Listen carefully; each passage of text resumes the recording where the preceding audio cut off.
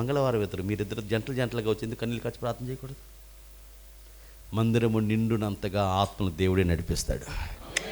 ప్రేమ అంటే అది. రాహేలు యాకోబు రాహేలును ప్రేమించి 14 ఏళ్ళు కొలువు చేశాడు. అబ్రహాము ఇస్సాకును ప్రేమించి ఏం చేశాడు? గొప్ప కార్యం చేశాడు.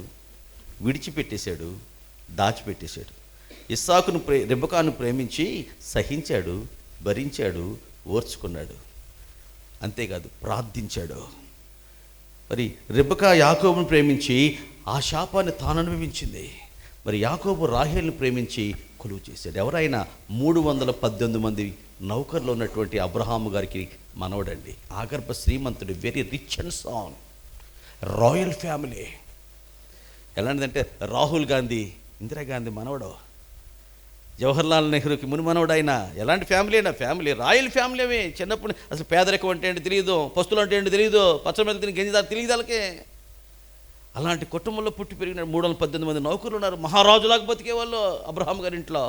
ఇక ఇస్సాకు ఐశ్వర్యం గురించి చెప్పాల్సి వస్తే ఫిలిస్తీ రాజులు కూడా ఆయుధ తలపెట్టి మనం గెలవని రాజులు కూడా భయపడేవారు. అలాంటి కుటుంబంలో పెరిగిన ఆయన ఎండకు ఎండి, వానకు తడిసి, మంచుకు నాని, అగచాట్లు, ఇక్కట్లు, ఇబ్బందులు పడి, మావగారి చేత, బావమరుదుల చేత అనరాని మాటలను అనిపించుకుని, పడరాని పాటలను పడి, ఎందుకోసం?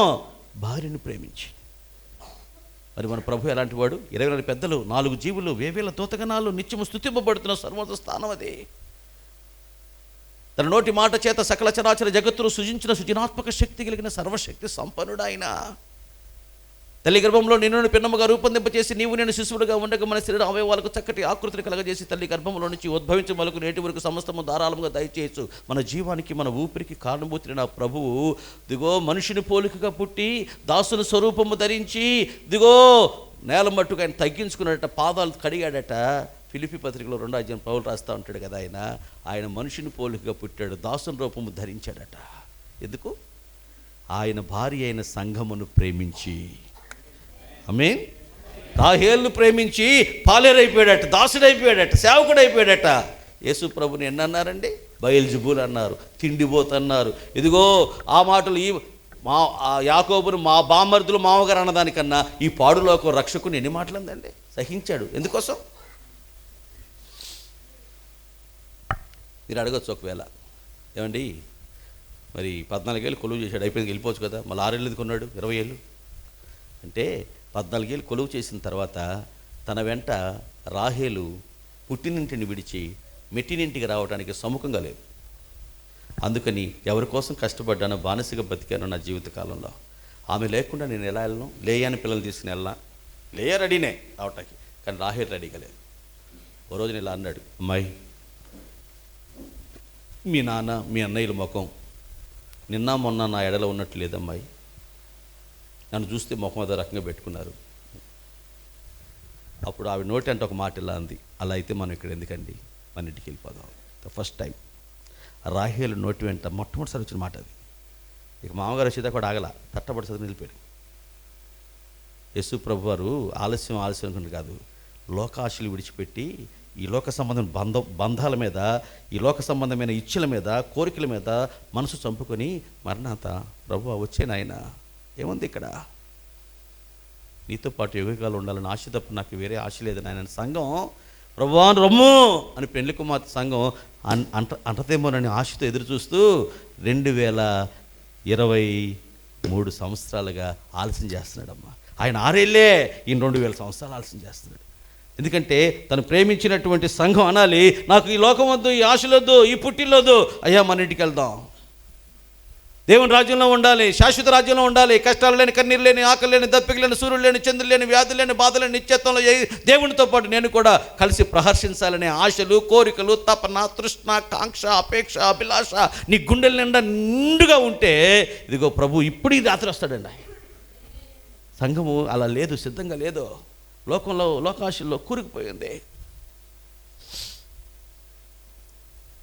మేము దేవుని పిల్లారా, ఆ తర్వాత మా అక్క యేసు ప్రభుని నమ్ముకుంది. మా బావగారు కొంచెం పొలిటికల్గా ఆయనకి కొంచెం ఆ బ్యాక్గ్రౌండ్ చూసి దేవుని నమ్ముకుని ప్రార్థన చేసుకోవడం ఇష్టం లేని ఆయన డిసెంబర్ 31, 2000 సంవత్సరంలో ఇంటికి వచ్చేసరికి తాగింటికి వచ్చేసరికి మా అమ్మ మాకు ప్రార్థన చేసుకుని, నాకు విడుదల ఇవ్వయ్యా, పరిశుద్ధులతో కలిసి నూతన సంవత్సరాన్ని స్తుతిస్తూ ఎదుర్కొనే భాగ్యం ఇవ్వయ్యా అని కళ్ళమని నీళ్ళు పెట్టి ప్రార్థన చేస్తుంటే ఆయన 5 లీటర్ల కిరసనాయిల డబ్బా దెంబరిచ్చి నిప్పంటిచ్చేసాడు. మాకు చనిపోయింది. బూడిదిగా మార్చడానికి కరెంటు మిషన్కి ఇచ్చాడు. మాకు చెప్పలే కనీసం చివరి సూపు కూడా చూడాలి. తర్వాత 2 రోజులకు 3 రోజులకు తెలిసి మేము వెళ్తే ఎవరి ద్వారానో మా మేనగోళ్ళు నీ మూలంగా చచ్చిపోయింది మమ్మ నన్ను చూపించింది. నా మూలంగా చచ్చిపోవటం ఏంటమ్మా అంటే, మామయ్య మీరు ఇంటికి వచ్చినప్పుడల్లా ఏం చెప్పేవారు, శరీరం చంపువానికి భయపడకుడు కానీ శరీరమును ఆత్మను రెండింటి నరకంలో పడద్రోయే శక్తి గల వారికి మిక్కిలిగా భయపడమని యేసు ప్రభు వారు చెప్పారు.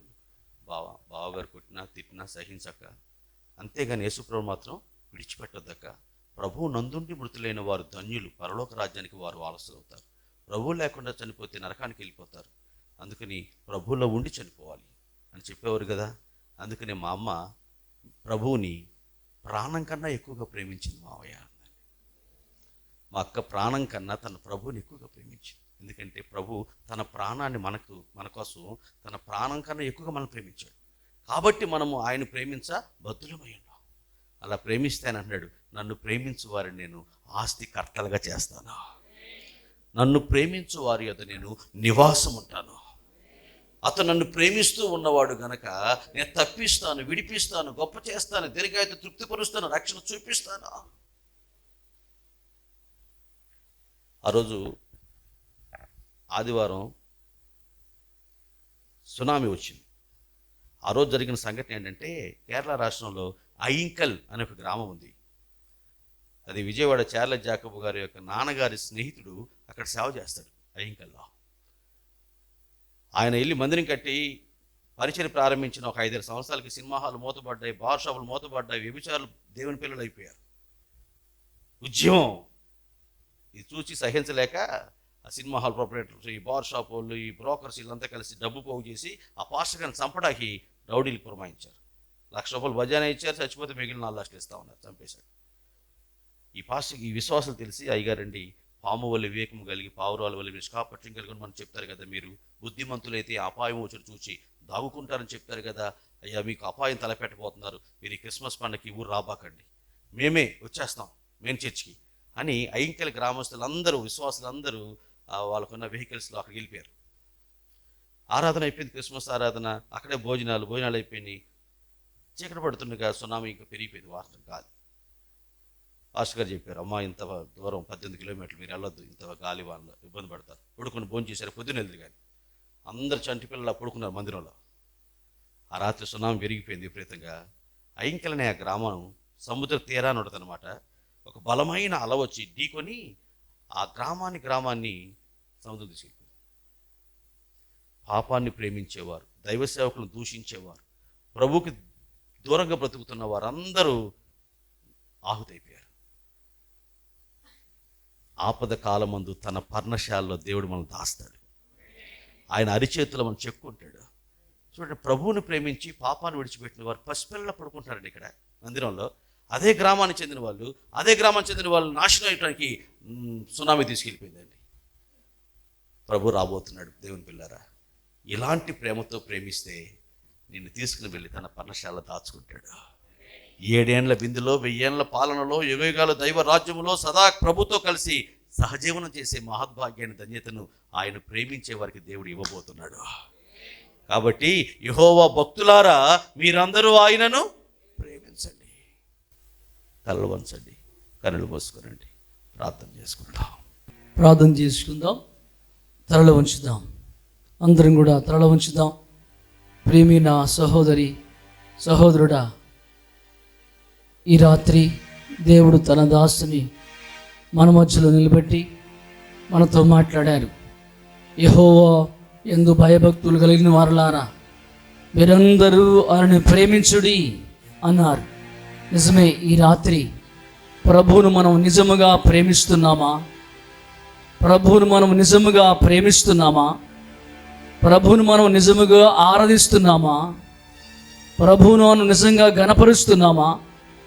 లేక ఈ లోకాన్ని ప్రేమిస్తున్నామా? లోకంలో ఉన్న పాపాన్ని ప్రేమిస్తున్నావా? ప్రేమిన సహోదరి సహోదరుడా, నోరు తెరిచి ప్రభువుని అడగండి. నీవు రక్షించబడి కూడా ఇంకా లోక సంబంధమైన వాటిని ప్రేమిస్తే ఇంకా నువ్వు ప్రభుని ఏమని ప్రేమిస్తున్నావు? అబ్రహాము తన కుమారుని కంటే ప్రభుని ఎక్కువగా ప్రేమించాడు. అందుకనే దేవుడు అబ్రహామును ఆస్తికర్తగా చేశాడు. ఈ రాత్రి నా ప్రియ సహోదరి సహోదరుడా, నీవు ఈ లోకమును ప్రేమిస్తే ప్రభువును ప్రేమించలేవు. లోకంలో ఉన్న శరీరాశ, నేత్రాశ, జీవడమాన్ని ప్రేమిస్తే నువ్వు ప్రభువును ప్రేమించలేవు. దేవుని ఆజ్ఞలు గైకొనుటే దేవుని నిజముగా ప్రేమించుట. ఈ రాత్రి నీవు ఎవరిని ప్రేమిస్తున్నావు? లోకాన్న, లోకాశని ప్రేమిస్తున్నావా? అందుకనే మన ప్రభువు యేసుక్రీస్తు వారు నన్ను ప్రేమించి మనందరి కొరకు సిలువలో ప్రాణం పెట్టాడు. దేవుడు ప్రేమాస్వరూపి.